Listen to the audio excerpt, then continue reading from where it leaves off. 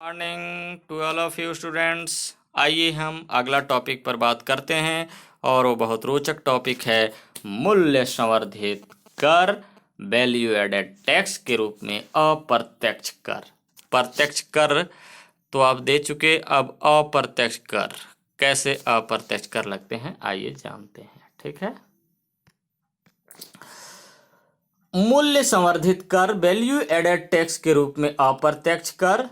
तारा ने अपने स्कूल के कंप्यूटर के लिए साईं राम कंप्यूटर से 2 हार्ड ड्राइव खरीदी। बगैर वैट के बिल पर उसकी कुल कीमत 5,000 रुपये थी। इस पर 5% वैट टैक्स लगाया गया। वैट के रूप में 250 रुपये की राशि जुड़ने के साथ उन हार्ड ड्राइव की कुल कीमत 5250 रुपये हो गई, अर्थात 5,250 रुपये हो गई। साजिदा ने अपने घर के लिए एक इन्वर्टर बैटरी खरीदी। दुकानदार ने जो बिल दिया वह इस तरह के था, यानी इस तरह का था। आइए देखते हैं वो किस तरह का था। ये देखिए, बैटरी उन्होंने कितने में लिया? 9,165 रुपये उसका मूल्य था। उस पर वैट टैक्स 12.5% मूल्य संवर्धित कर लग गया, अर्थात हो गया 1,146 रुपये वो टैक्स लग गया। अब ये टोटल दाम कितना हो गया एक जो है इन्वर्टर का? 10,311 रुपये हो गया। ठीक है, तो ये देखिए इस तरह से जो है वैल्यू एडेड टैक्स लगता है ना। आगे आइए, आगे देखिए आपका जो है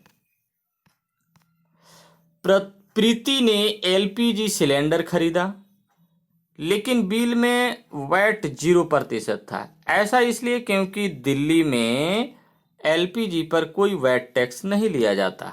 ठीक है, पिछले करीब 1 दशक से वस्तुओं पर लगने वाले टैक्स को मूल्य संवर्धित कर प्रणाली में बदल दिया गया है और इससे नाम दिया गया है वैट। यह उत्पाद और बिक्री कर दोनों के लिए किया गया है। इसे समझने के लिए हम नीचे दिए गए उदाहरण से समझते हैं। आइए देखते हैं वो कौन सा उदाहरण है। ठीक है, इस उदाहरण से हम समझने का प्रयास करते हैं। ये ऐसा, ठीक है, चलिए अब उदाहरण से हम समझने का प्रयास करते हैं। मान लीजिए एक बिस्किट निर्माता, बिस्किट बनाने वाला व्यक्ति एक विश्वसनीय व्यक्ति से कच्चा माल खरीदता है, जैसे गेहूं का आटा, मक्का का आटा और शक्कर। ठीक है, वह व्यक्ति उस बिस्किट निर्माता को इस तरह का बिल देता है। देखिए, कच्चा सामग्री जैसे गेहूं 90 रुपये में, कर लग गया 10 रुपये, अब वो मिल गया कितने में? 100 रुपये में। ठीक है, आटा, शक्कर आदि खरीदता है। अब यहाँ पे देखिए VAT tax, value added tax 10 रुपये लग चुका है। तो आप बताइए क्या ये पुनः दोबारा लगेगा? कच्चा माल पर ही लग गया, तो जब ये उत्पाद तैयार हो जाएगा तो क्या उस पर भी लगेगा? नहीं लगेगा, घटा दिया जाएगा। देखना यहाँ पे भी बात आएगा आगे। आइए देखते हैं। अब मान लीजिए वह बिस्किट निर्माता 450 रुपये की बिस्किट बनाता है। इसमें सभी लागत जैसे कच्ची सामग्री की कीमत, श्रमिकों की मजदूरी, ऑफिस और कारखाने का किराया आदि शामिल है। वह इसमें यदि अपने लाभ का 50 रुपये भी जोड़ लेता है तो अब कुल कीमत आउटपुट 500 रुपये हो गया। वह इस बिस्किट को एक व्यापारी को बेच देता है। याद रखिए, निर्माता को बिस्किट की बिक्री पर कर चुकाना होगा। मान लीजिए कर की यह दर 10% है, तो उसे कितना कर चुकाना होगा? 50 रुपये। ठीक है, पुरानी व्यवस्था के तहत बिस्किट निर्माता को कर के रूप में 50 रुपये चुकाने होते, कभी बैठो मत, और मंजिल जितना विराट होते हैं 500 रुपये और 10% कर की दर से। इस तरह सरकार को कुल मिलाकर 60 रुपये, है ना, यानी 10 + 50 यानी 60 रुपये कर के रूप में मिलते हैं। इसमें से ₹10 का कर कच्ची सामग्री के विक्रेता के द्वारा चुकाया गया है। ठीक है, आप देखिए कि पुरानी व्यवस्था के तहत बिस्किट निर्माता को कर के रूप में ₹50 चुकाने होते हैं। ₹500 पर 10% की दर से इस तरह सरकार को कुल मिलाकर ₹60 कर के रूप में मिलते हैं, है ना। तो ये ₹10 का कर कच्ची सामग्री के विक्रेता के द्वारा चुकाया गया था। अभी आपने देखा कि पहले चुकाया गया था, अब देखिए यहाँ पे इसमें अभी और बात होगा, आइए देखते हैं। लेकिन मूल्य संवर्धित कर प्रणाली वैट में उत्पादक केवल मूल्य संवर्धन पर ही कर चुकाता है। कुल उत्पाद माल आउटपुट ₹500 का है तो खरीदी गई कच्ची सामग्री इनपुट की लागत ₹100 है। इस तरह मूल्य संवर्धन आउटपुट और इनपुट का अंतर है। इस मामले में यह ₹400 है। इस तरह उस बिस्किट निर्माता को 10% के हिसाब से केवल ₹40 कर चुकाने होंगे, है ना। इस निर्माण में जिस इनपुट का इस्तेमाल किया गया है उस पर पहले से ही कर दिया जा चुका है। इस पर दोबारा कर नहीं लिया जाएगा। इस प्रणाली में सरकार को कुल मिलाकर ₹50 कर मिलेगा। जो ₹10 एक्स्ट्रा जा रहा था वो नहीं जाएगा। अगर अब वही आपको समझ में नहीं आ रहा होगा, मैं समझा देता हूँ। देखिए, ₹100 में वो कच्चा माल खरीदा और ₹400 उसका और लागत लग गया, तो इस पर तो आप ₹10 टैक्स दिए हैं, तब ₹100 कच्चे माल मिला है ना। पहले नहीं तो ₹90 में आपको कच्चे माल मिल गए थे, ₹10 टैक्स लगा तो अब आपका ये ₹100 हो गया। तो यहाँ तो इसके लिए तो आप टैक्स ₹10 दे चुके हैं, लेकिन अब इसके लिए टैक्स लगेगा तो यहाँ तो ₹10 टैक्स आप पहले दे चुके हैं प्लस ₹40 10% के हिसाब से। यहाँ तो सरकार को कितने टैक्स देने होंगे? ₹50। ठीक है, अब देखिए, अगर आपसे ₹500 पर अगर टैक्स ले लेता है वो, तो समझ लीजिए कि ₹10 बढ़ जाएगा कि नहीं बढ़ेगा? ₹10 यहाँ, ₹40 ये, और फिर जोड़ करके दोनों को जोड़ करके 500 का, तो ₹50। अगर 40 की जगह पर 50 लेता है तो ₹60 हो जा रहा था। तो स्वाभाविक सी बात है कि कच्चे माल पर जब आप ₹10 दे चुके हैं तो ₹500 पर क्यों देंगे? ₹40 ही कर देंगे आप ना, तो ₹50 जाएगा। अब कर का चोरी कहाँ हो रहा था? कर का चोरी वहां हो रहा था कि आपसे 50 यानी ₹500 पर कर लगा रहा था, जो कि ₹50 ले रहा था आपसे, और ₹10 पहले दे चुका था, तो ₹60 कर, तो वहां पे ₹10 कर का चोरी हुआ कि नहीं हुआ? ठीक है, इस तरीके से। आइए आगे देखते हैं। इस तरह स्पष्ट है कि मूल्य संवर्धन कर प्रणाली में निर्माता को कम कर चुकाना पड़ा, क्योंकि इसे इनपुट पर कर चुकाने की जरूरत नहीं है। वैट का एक और लाभ है, सभी निर्माताओं और व्यापारियों को बिक्री और खरीदी का सही रिकॉर्ड रखना होगा। सही बिल के आधार पर वे दावा कर सकेंगे कि इनपुट पर पहले ही कर का भुगतान हो चुका है। इससे कर विभाग यानी कर अधिकारी भी विक्रेता और क्रेता के बिल का मिलान कर सकेंगे। इस तरह इस प्रणाली में कर की चोरी की संभावना काफी कम हो जाती है। ठीक है, तो आइए आगे देखते हैं। आगे है आपका जीएसटी, है ना। आगे की ओर यानी वस्तु एवं सेवा कर अर्थात जीएसटी, गुड सर्विस टैक्स। आइए देखते हैं। वर्तमान में कई तरह के अप्रत्यक्ष कर हैं, जैसे उत्पाद शुल्क, बिक्री कर, सेवा कर आदि। इस तरह सामान और सेवाओं दोनों पर अलग अलग कर हैं। इसके अलावा राज्यों में कर की दरें भी अलग अलग हैं। उदाहरण के लिए उत्तर प्रदेश की तुलना में दिल्ली में पेट्रोल सस्ता है, क्योंकि दोनों राज्यों में पेट्रोल पर बिक्री कर की दरों में अंतर है। ऐसे ही और कई उदाहरण हैं। इस कारण से राज्यों में अनावश्यक प्रतिस्पर्धा मतलब कंपटीशन, ठीक है, होती है। प्रतिस्पर्धा होती है। और उद्योग व्यापार भी एक राज्य से दूसरे राज्यों की ओर पलायन कर जाते हैं। हाल के वर्षों में नीति निर्धारक लोग विभिन्न विभिन्न अप्रत्यक्ष करों को एकल कर या वस्तु एवं सेवा कर गुड एंड सर्विस टैक्स में बदलने पर विचार करते आ रहे हैं। यह कर भी मूल संवर्धन कर ही होगा और किसी वस्तु के उत्पादन के प्रत्यक्ष यानी प्रत्येक चरण में केवल उसी हिस्से पर लगेगा जितनी उस वस्तु की कीमत में वृद्धि हुई है। इसके अलावा कर की दरें भी सभी राज्यों में एक समान रहेगी।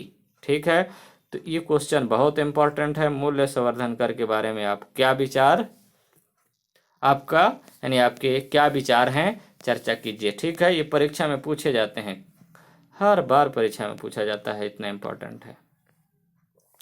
उसके बाद आइए आगे देखते हैं प्रत्यक्ष कर के बारे में, यानी डायरेक्ट टैक्स। ठीक है, देखिए प्रत्यक्ष कर किसको कहते हैं। पहले हमने अप्रत्यक्ष कर के बारे में देखा, अभी हमने अप्रत्यक्ष करों के बारे में पढ़ा जो वस्तुओं और सेवाओं पर लगाए जाते हैं, लेकिन इसका भुगतान परोक्ष रूप से अर्थात प्रत्यक्ष रूप से उपभोक्ताओं को ही करना पड़ता है।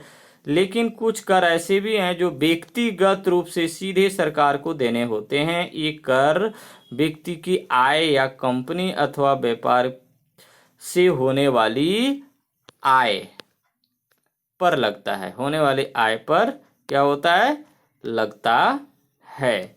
इन करों को प्रत्यक्ष कर कहा जाता है। हमारे यहाँ दो प्रमुख प्रत्यक्ष कर होते हैं, एक आयकर और दूसरा निगम कर। ये दोनों प्रत्यक्ष कर हैं। ठीक है, आयकर मतलब हमारा जैसे मान लीजिए पैसा मिल रहा है, वेतन मिल रहा है, तो उस वेतन पर जो लगने वाला कर है उसे हम आयकर कहते हैं। और निगम कर यानी कारपोरेशन यानी नगर निगम का जो होता है वो कारपोरेट टैक्स लगता है। जितने भी उद्योग कारखाने हैं उस पर जो टैक्स लगते हैं। ठीक है, आइए आगे देखते हैं।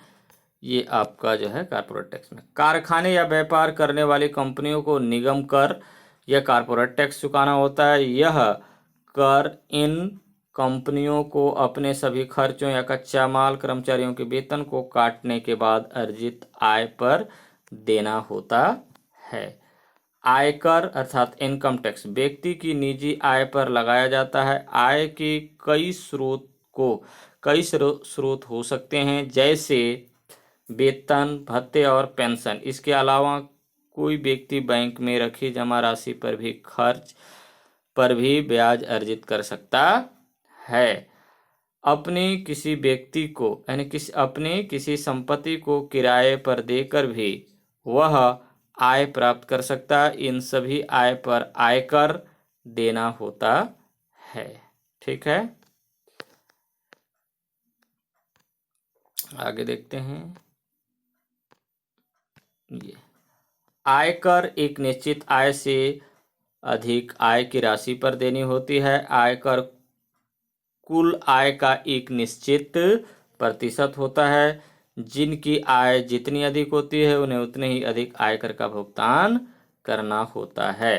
ठीक है, लेकिन इतना ध्यान रखना है कि 30% से ज़्यादा आयकर नहीं देनी होती है। ठीक है, 30% से ज़्यादा नहीं देनी होती है। ठीक है, और वो भी 5 लाख से ऊपर जिसका है उस पर जो है आयकर लगेगा। इनकम, वार्षिक इनकम अगर 5 लाख से ऊपर है तो उस पर जो है आयकर लगेगा। ठीक है, 3 लाख रुपए रखा गया है, लेकिन इस पर कुछ बढ़ाया गया है। अभी 5 लाख कर दिया गया है, पता नहीं इसको लागू हुआ है नहीं हुआ है, लेकिन 3 लाख मैंने 2.5 लाख से ऊपर है, 3 लाख है जिसका, तो वहाँ पे कर लगेंगे। लेकिन वो भी उस पर भी कैटेगराइज किया गया है, अधिकतम 30% और 10% से स्टार्ट हो जाता है। ठीक है, तो चलिए आगे हम देखते हैं। ये देखिए यहाँ पे मौजूद कुछ है टैक्स के बारे में है। व्यक्ति, कार्य, मासिक आय हर महीने, निश्चित इनकम टैक्स, ज्योति दैनिक मजदूरी कितना मिलता है ना, दैनिक मजदूर हैं 1500 रुपया इनको पर महीना मिलता है, तो इनका इनकम टैक्स 50 रुपया है। आसिफ स्कूल शिक्षक हैं तो उनको 8,000 रुपये मिलता है, लेकिन इनको भी कितना देना पड़ रहा है, 50 रुपया। जतिंदर व्यापारी है, ये 30,000 रुपये पर महीना कमा रहा है, लेकिन 50 रुपया इनकम टैक्स देने पड़ रहे हैं। ठीक है, अब देखिए इसमें आपको असमानता दिखेगा, क्योंकि देखिए सबको जो है बराबर टैक्स देना पड़ रहा है, जो कि कमाई अलग अलग है ना। तो आइए इसमें समझने का प्रयास करते हैं कि किसको किसको कितना टैक्स देना था, जो कि यहाँ पे गड़बड़ किया गया है। ऊपर उल्लेखित तीनों व्यक्तियों से यदि एक समान आयकर लिया जाए तो क्या यह उचित होगा? बिल्कुल नहीं। ज्योति अगर अपने बच्चों को ठीक से 2 वक्त का खाना भी नहीं दे खिला पाती है तो क्या उससे 50 रुपए का कर लेना ठीक होगा? नहीं होगा।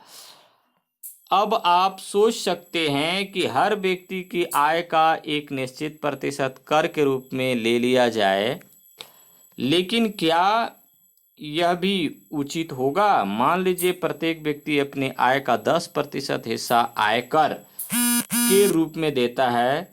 गणना कीजिए कि नीचे उल्लेखित तीनों व्यक्ति कितनी राशि कर के रूप में भुगतान करेंगे। ठीक है, आगे देखते हैं। अब यहाँ फिर है 10% के हिसाब से ना, तो देखिए कितने करेंगे। ये 10% के हिसाब से ज्योति इसका 10% के हिसाब से कितना करेगी? 1500 का 10% कितना होगा? 150 रुपये। और ये 8,000 का 10% कितना होगा?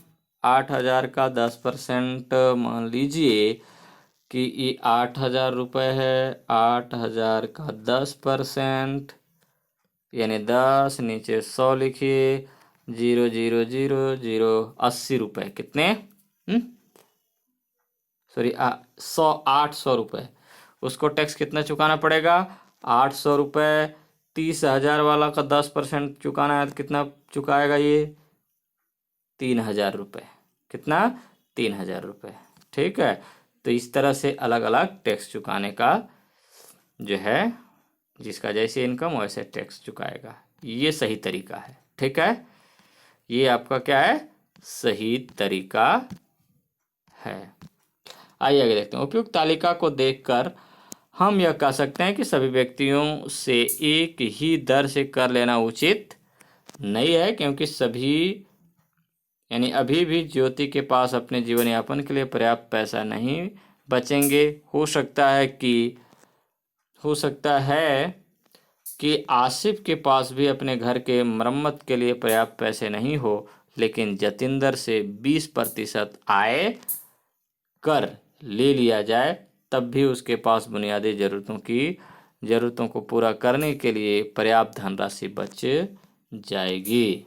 ठीक है, आयकर को और अधिक न्यायोचित बनाने के लिए हम कह सकते हैं कि एक निश्चित राशि से ज़्यादा कमाने वालों से ही आयकर लिया जाना चाहिए। इस मामले में मान लो हम 7,000 रुपये मासिक आय यानी मासिक कमाई है। ठीक है, अगर 7,000 रुपये मासिक कमाई की न्यूनतम राशि निर्धारित होती है तो इस तरह हम यह भी कह सकते हैं कि अधिक आय प्राप्त करने वालों को आयकर भी अधिक दर से भुगतान करना चाहिए। आइए इसे एक उदाहरण से और समझने का प्रयास करते हैं। यदि आप इतना आय प्राप्त करते हैं तो आप इस दर से कर देंगे। अब देखिए ये बहुत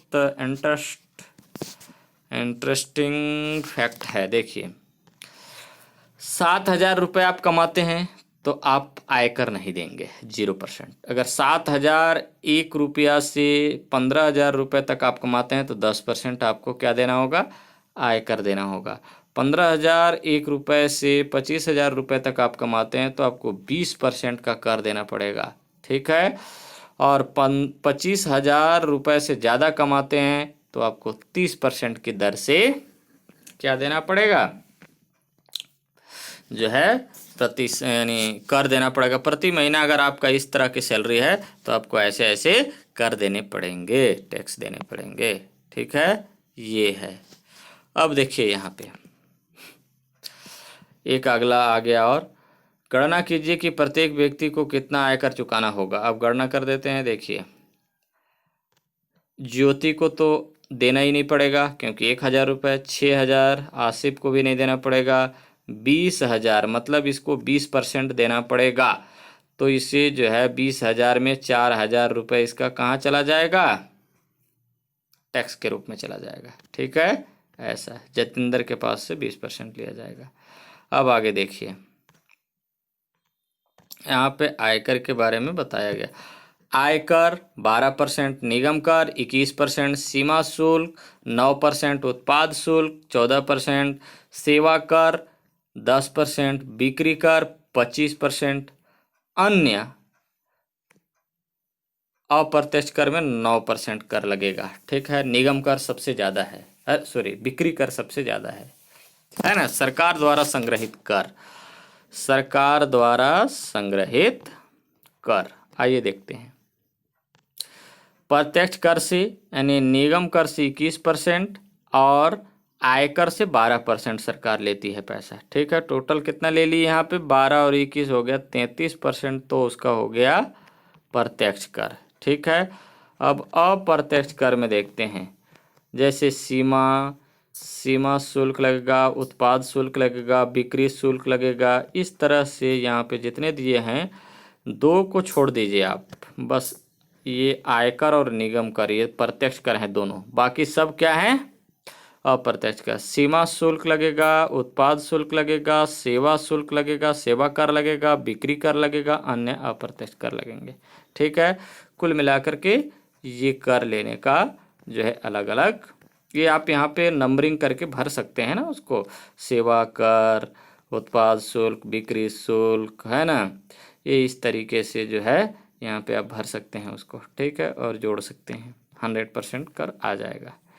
उसके बाद आइए करारोपण में न्याय संगतता, करारोपण। ठीक है, आइए देखते हैं करारोपण में न्याय संगतता क्या है। ये आपका करारोपण है। इसमें देखिए, हम किस कर प्रणाली को अपनाना, क्या बात है, हमें किस कर प्रणाली को अपनाना चाहिए, यह इस बात पर निर्भर करता है कि हमारे समाज में रहने वाले लोगों की सोच क्या है। कई लोगों का मत है कि कुछ खास लोगों के पास तो लाखों करोड़ों की संपत्ति है, जबकि एक बड़ा वर्ग 2 वक्त की रोटी भी मुश्किल से खा पाता है। इस प्रकार आय की इतनी अधिक असमानता उचित नहीं है। इसलिए सरकार को संपन्न लोगों से अधिक कर लेना चाहिए और गरीबों से कोई कर नहीं लेना चाहिए। गरीबों से कोई कर नहीं लेना चाहिए या न्यूनतम कर वसूलना चाहिए। अगर सरकार चाहे तो संग्रहित किए गए आय से गरीबों को बेहतर मौके उपलब्ध करवाकर उनके जीवन स्तर में सुधार ला सकती है। ज्योति, आसिफ और जतिंदर के उदाहरण की तरह ही कई देशों की सरकारें अधिक आय अर्जित करने वाले लोगों से उच्च दर से कर वसूल करती है। ठीक है, ये वसूली करती है। आगे देखते हैं, आयकर के नियमों के अनुसार जिनकी आय अधिक है, कुल कर में उनका हिस्सा भी सबसे अधिक रहेगा, तथा जिनकी आय कम है, कुल कर में उनका हिस्सा सबसे कम रहेगा। जहां तक प्रत्यक्ष कर की बात है, किसी वस्तु को खरीदने पर अमीर और गरीब दोनों को समान दर से कर देना होगा। अगर अमीरों और गरीबों के बीच कर के मामले में अंतर करना है तो इसका एक उपाय यह है कि आवश्यक वस्तुओं पर कोई कर नहीं लगाया जाए तथा विलासिता यानी लग्जरी चीज़ों जैसे car, laptop, air conditioner, restaurants में भोजन करने वाले पर टैक्स लगाया जाए। ठीक है, क्योंकि उनके पास पर्याप्त पैसा है, तभी तो जा कर के भोजन कर रहे हैं ना वहाँ। उसके बाद आगे आइए, वस्तुओं और सेवाओं पर कर लगाते समय सरकार को एक और जरूरी बात ध्यान में रखनी चाहिए। ऐसी कई वस्तुओं और सेवाओं जिनका लोग सीधे उपयोग नहीं करते, जैसे डीजल, एल्युमिनियम, स्टील, मशीनें, ट्रक, टायर्स आदि। लेकिन जब इन चीज़ों पर कर बढ़ाया जाता है तो इनके उपयोग से बनने वाली अन्य वस्तुओं और इनकी मदद से परिवहन होने वाली चीज़ों के दाम भी बढ़ जाते हैं। इस प्रकार भले ही गरीब लोग केवल अनाज या कपड़ा खरीदते हों, लेकिन डीजल या स्टील पर कर बढ़ने से उसका एक हिस्सा गरीबों पर भी भुगतान करना होता है। ठीक है, तो बस यहीं तक रखते हैं, बाकी हम अगले दिन और पढ़ते हैं, है ना। अभी बस इतना ही। इससे पहले कि आपका कारारोपण में न्याय संगतता से क्या तात्पर्य है स्पष्ट कीजिए, एक क्वेश्चन। और दूसरा क्वेश्चन है, आप देखिए, ये आपको भर करके अच्छे से ये आप डायग्राम बनाइए इसका भर करके अच्छे से, और आप सेंड करेंगे। ठीक है, प्रत्यक्ष कर, निगम कर कौन कौन से हैं, कितने कितने % है, ये सब। ठीक है, तो चलिए, बाकी हम फिर दोबारा बात करेंगे। तब तक के लिए धन्यवाद।